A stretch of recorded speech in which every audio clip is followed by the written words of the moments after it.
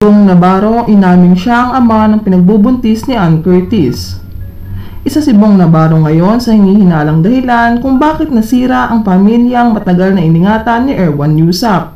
Matatandaang naging malapit sa isa't isa si Ann Curtis at Bong Navarro mula na nagsimula ang noontime show na It's Showtime.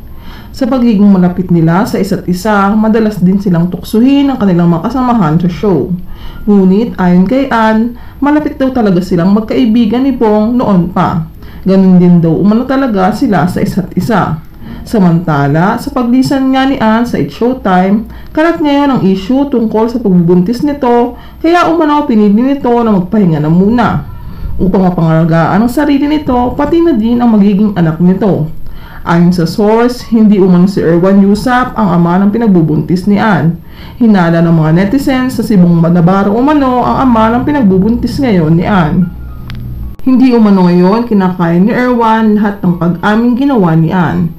Hindi umano lubos maisip ni Erwan na magagawa siyang lokohin ni Ann sa kabila ng pagmamahal at pag-aalaga nito kay Ann maging sa kanilang anak. Lahat umano ng paraan ay ginawa na ni Erwan, ngunit parang baliwala lamang ito kay Ann. Sa kabila ng sakit na dulot ni Ann sa kanya, pilit pa ding ipinaglalaban ni Erwan ang pamilyang binuo nito kasama si Ann. Handa umano siyang magpatawad para sa kanilang pamilya. Alam umano ni Erwan na mahirap tanggapin ang ginawa sa kanya ni Ann, ngunit naniniwala umano si Erwan na hindi ito mauulit pa. Siya din umano mismo ang nagpayo kay Ann na mag-resign na mula sa kanyang trabaho para sa kapakanan ng kanilang pamilya para din sa pagbubuntis nito. Second chance umano ang ibinigay nito kay Ann, sana umano ay hindi na ito maulit pa kailanman. Samantala, nagsalita na din si Bong Navarro sa issue tungkol sa totoong ama ng pinagbubuntis ni Ann Curtis. Kay Bong Navarro, totoo umano lahat. Pagkakamali umano ang nangyari. Sa isang party umano nangyari ang lahat. Ngunit isa umano itong malaking pagkakamali. Hindi umano nila alam ni Ann na ganoon ang mangyayari. Hindi umano siya para talikuran ang obligasyon niya para sa magiging anak nila ni Ann. Handa umano siyang maging ama sa bata.